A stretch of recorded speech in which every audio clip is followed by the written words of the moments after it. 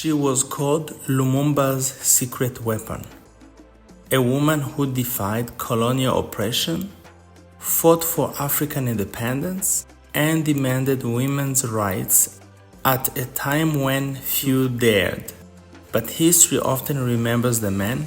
What about the women who stood beside them, shaping their ideologies, and led from the shadows? Today we tell the story of Andree Blouin, a woman whose name should be as famous as those of the leaders she helped bring to power. Andree Blouin was born in 1921 in what was then French Equatorial Africa, in present-day Central African Republic. Her very existence was an act of defiance. She was the child of a French father and an African mother. Interracial relationships were deeply stigmatized. Being mixed race in colonial Africa was no privilege. When she was just a child, she was forcibly taken from her mother and placed in a Catholic mission school, one of the many institutions designed to civilize mixed-race children by erasing their African heritage. She grew up disconnected from her mother's culture, raised to see herself as closer to the Europeans who ruled over her people.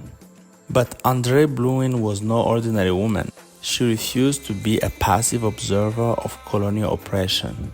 As she grew older, she began to see injustices around her: the forced labor, the exploitation of African workers, the denial of rights, and she made a choice. She would fight for change.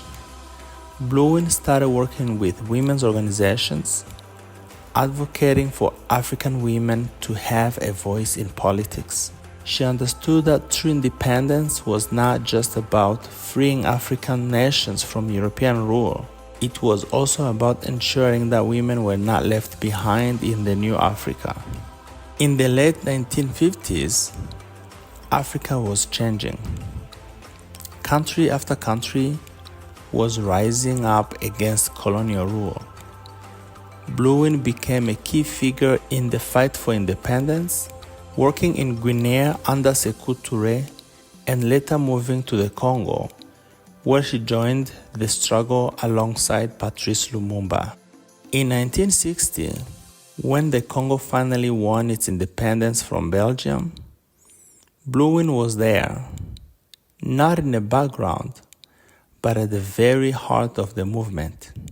She became Lumumba's chief advisor, working on his campaign and serving as the head of the women's sections of his party. In a time when African women were expected to stay silent, she was standing next to the man who would become Congo's first prime minister, shaping his policies, writing speeches, and rallying support. But independence was only the beginning of the battle. The Congo quickly descended into turmoil as Western powers, fearing Lumumba's Pan-African ideals, worked to remove him from power. The army rebelled. Foreign governments conspired.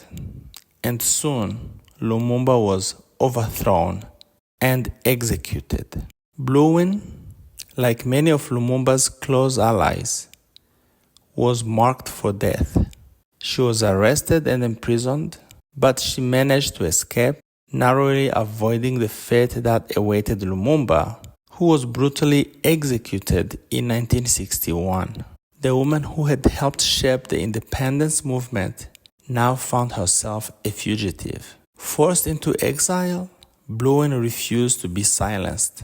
She continued to advocate for African women's rights, working with international organizations, and speaking out against neocolonialism. She lived in several countries, never able to return to the Congo, but she never stopped fighting for the ideals that had shaped her life. She was one of the first African women to challenge the idea that independence movements were just for men. She argued that true freedom meant empowering women, educating girls, and ensuring that the new African nations did not repeat the mistakes of the past.